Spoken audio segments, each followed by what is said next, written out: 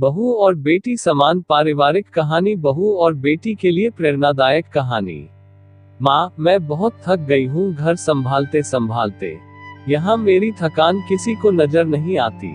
कुछ दिन आराम करना चाहती हूँ। सोच रही हूँ कुछ दिनों के लिए अपने मायके आ जाऊँ। आते हुए अपने बच्चों को भी साथ ले आऊंगी, वे वहीं से स्कूल चले जाएंगे। आखिर एक ही शहर में ससुराल और मायका होने का कुछ तो फायदा मिले। नम्रता ने फोन पर अपनी माँ से कहा। पार्वती जी ने दूसरी तरफ से कहा, हाँ बेटा, जब तेरी इच्छा हो आ जाना, आखिर ये तेरा भी तो घर है। ठीक है माँ, तो मैं कल ही आ जाऊंगी। नम्रता खुश हो बोली। हाँ बेटा, कल आ जाओ, मैं तुम्हारा इंतजार करूंगी। अभी मैं फोन रखती हूँ, मुझे मंदिर भी जाना है। कमला जी ने फोन रख दिया और सीधे किचन में गई। किचन में खाना बना रही बहू से बोली, अरे अनुपमा सुनो, कल तुम्हारी ननंद आ रही है। आज बाजार जाकर फल सब्जी और मिठाइयाँ लेकर आना। बेचारी मेरी बेटी ससुराल में नौकरों की तरह काम करती है और उस पर कोई ध्यान ही नहीं देता। यहाँ आएगी, कुछ दिन रहेगी तो उसका मन और तबीयत अच्छे रहेंगे। सास के मुंह से ऐसी बातें सुनकर अनुपमा का चेहरा उतर गया। वह मन ही मन सोचने लगी, काश आपको मेरी थकावट भी नजर आती। मैं भी दिन रात झाड़ू पोछा, बर्तन, खाना बनाना, मार्केट जाना और हर वह काम करती हूँ जिससे हमारे परिवार वालों को कोई दिक्कत ना हो। काश आप मुझ पर भी ध्यान दे पाती। आपकी बेटी तो जब मन में आता है तब यहाँ आ जाती है, लेकिन मैं साल में एक बार ही अपनी माँ के पास जाती हूँ, तब भी आपको प्रॉब्लम होती है। मैं भी इंसान हूँ, मेरा भी मन है, मुझे भी लगता है अपने माँ के पास जाकर थोड़ा आराम करूँ, सुख दुख की दो चार बातें करूँ, अपना मन हल्का करूँ। भगवान, अब तुम ही कुछ करो ताकि मेरी सांस की आंखें खुले और उसे मेरी थकावट भी नजर आए। शाम तक भगवान ने जैसे अनुपमा की सुन ली और उसकी ननंद का फोन आया। ननंद ने अपनी माँ से कहा कि उसकी सास ने उसे मायके आने के लिए मना कर दिया है, इसलिए इस बार वो नहीं आ सकती। पार्वती जी बोली, ऐसे कैसे मना कर दिया?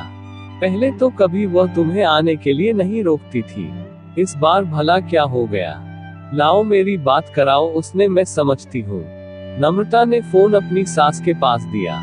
पार्वती जी ने कहा, नमस्कार समधन जी, आपसे कुछ कहना था। समधन जी ने कहा, कहिए। दरअसल नम्रता कल त्योहार है, इसलिए अपने मायके आना चाहती है, अगर आप उसे भेज दे तो अच्छा रहेगा। नम्रता की सास ने कहा, देखिए समधन जी, आपकी बेटी मायके जाकर रहे, इस बात के लिए हमने उसे कभी नहीं रोका और इस बात से हमें कोई प्रॉब्लम है भी नहीं। कुछ दिनों पहले मैं अपने रिश्तेदार के शादी में गई थी, वहां आपकी बहू अनुपमा की माता जी से मिलने का मौका मिला। उनसे गपशप करने के दौरान उनकी बातों से पता चला कि अनुपमा को साल में एक ही बार अपने मायके जाने को मिलता है और वह भी बहुत कम समय के लिए। मुझे लगता है आपको पहले अनुपमा को उसके मायके भेज देना चाहिए और वह जब मायके होकर आ जाएगी तो मैं नम्रता को आपके पास भेज दूंगी। एक बहुत जरूरी बात जो मुझे लगता है आपको समझ लेनी चाहिए कि आपको अपनी बहू को भी बेटी की तरह या बेटी से भी ज्यादा प्यार देना चाहिए। उसे भी मायके जाने की इच्छा होती होगी। हो सकता है नम्रता के वहां आने से उसकी आवभगत करने के लिए आप उसे उसके मायके नहीं भेजती होंगी, या फिर वह आपसे कुछ कहने से अभी डरती हो। अगर आप उसको घर में ही कैद रखेगी तो एक दिन ऐसा आएगा जब वह आपके खिलाफ बोलने लगेगी। फिर वह आपकी सुनेगी भी नहीं और जब चाहे तब अपने मायके जाएगी। ऐसी परिस्थिति आए, इससे अच्छा है कि आप ही कुछ बदलाव अमल में ले आए जिससे आपका रिश्ता और रिश्ते की मिठास खराब ना हो। पार्वती को अपने समधन के हर एक शब्द में सच्चाई नजर आए। उन्हें महसूस हुआ कि उन्होंने अपनी बेटी के प्यार में अंधे होकर कभी भी अपनी बहू के मन का विचार नहीं किया। उन्होंने हमेशा ही अपनी बेटी को अपने बहू से ऊपर रखा। दूसरी तरफ नम्रता भी अपनी भाभी के बारे में हो रही इस बातचीत को सुन रही थी। उसने भी रियलाइज किया कि वह कभी भी अपनी भाभी के साथ ठीक से बात नहीं करती और जब जब वह अपने मायके जाती है तो भाभी थोड़ी उदास रहती है।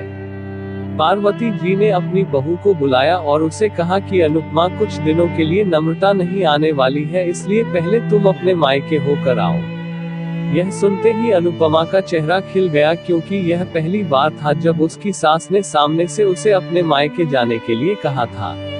अगले दिन अनुपमा अपने मायके गई और इस बार 1-2 दिन नहीं, पूरे हफ्ते भर रहकर आए। अपने माँ बाप से, अपने रिश्तेदारों से मिलकर आए, और जब वह लौट कर आए तो उसका चेहरा खिला हुआ था, उसकी आंखें चमक रही थी। अनुपमा के आने के बाद नम्रता भी अपने मायके आए, और इस बार वो खुद सामने से अपनी भाभी से खुशी खुशी मिली और अच्छे से बात की।